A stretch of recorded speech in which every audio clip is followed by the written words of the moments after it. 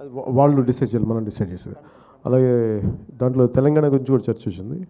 వచ్చినప్పుడు తెలంగాణకు ఒక 3-4 ఉన్నారు, కానీ ఇంకా దాన్ని విస్తృతంగా చూడాల్సింది ఉంది. మేజర్గా బైఫర్కేషన్ ప్రాసెస్లో తెలంగాణ రాష్ట్రం ఇచ్చే పరిస్థితుల్లో ఆంధ్రప్రదేశ్కి స్పెషల్ కేటగిరీ స్టేటస్ ఇస్తాం, ట్యాక్స్ ఇన్సెంటివ్స్, మల్టిపుల్ బెనిఫిట్స్ ఏవో చెప్పారు.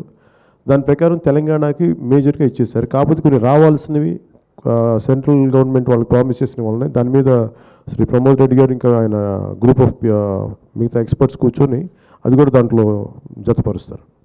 You can have word. ఈ కొన్ని కన్క్లూడ్ చేయబోయే ముందు ఏంటంటే,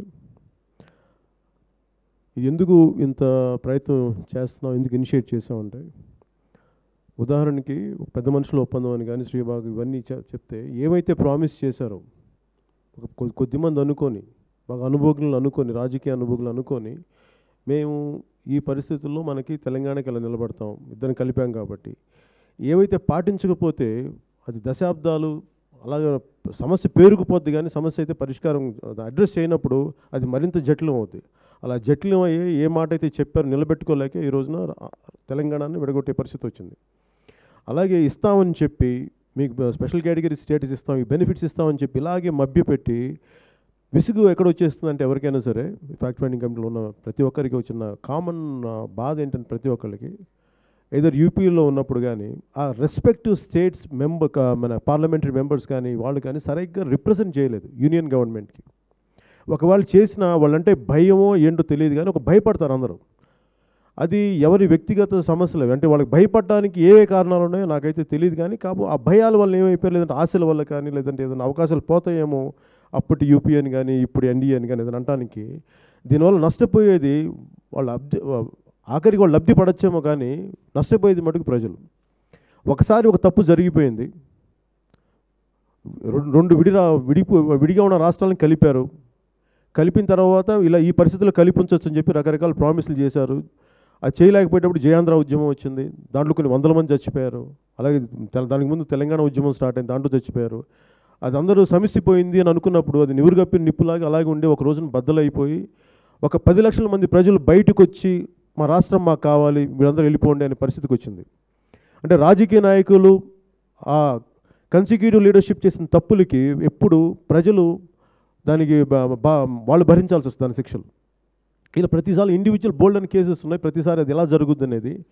ఎప్పుడో 1900 స్వాతంత్రం తర్వాత జరిగిన ఈ సమస్య ఈ రోజున విద్యార్థులు కూడా తగిలే పరిస్థితికి వచ్చింది. ఎందుకు వచ్చిందంటే ఇది కన్సిక్యూటివ్ లీడర్షిప్ ఫెయిల్యూర్. ఇది ఇంకొకసారి ఆ తప్పు జరగకుండా, ఫ్యూచర్లో ఇంక ఇలాంటి తప్పులు పునరావృతం కాకుండా జరగాలంటే ఏం చేయాలని చెప్పి చాలా ఖచ్చితమైన ఆలోచన విధానం, దాని ప్రకారం వెళ్తున్నాం. అందుకనే ఇది మొదటి మెట్టు ఫ్యాక్ట్ ఫైండింగ్ కమిటీ. వన్స్ ఇచ్చిన తర్వాత దీన్ని పొలిటికల్గా ఎలా తీసుకెళ్లాలి ముందు అనేది మీకు కొద్ది రోజులు తెలియజేస్తాం. Thank you.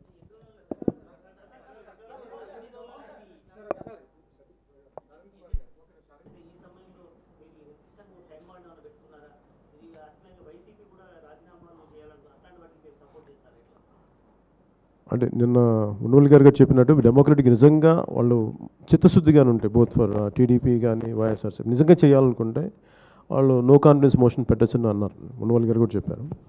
సో అది మరి వాళ్ళు ఎందుకు చేయలేకపోతున్న పరిస్థితులు నాకు తెలియదు, కానీ వాళ్ళు మేబీ వాళ్ళు ఏ ఉద్దేశం పెట్టుకుని టైం బౌండ్ పెట్టారో తెలియదు. మాకైతే ఒక వన్స్ రిపోర్ట్ వచ్చిన తర్వాత then will set out deadline. Thank you. Pavan గారు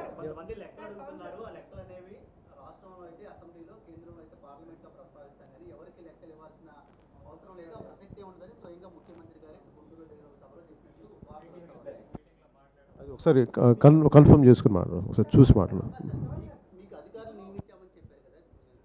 అది కూడా లేదు, అది ఇందాక మీ దగ్గర నుంచి వచ్చిన రిపోర్ట్, అది మా సంబంధం లేదు. అది నేను నాకు పర్సనల్గా నాకు వచ్చింది కాదు. మీరు మాట్లాడుతున్నప్పుడు మీరు ఇచ్చిందే కదా, మీరు ఇచ్చిందే మళ్ళీ అంటే వాళ్ళు వచ్చి వాళ్ళకి కాంట్రాడిక్ట్ చేశారా నాకు తెలియదు.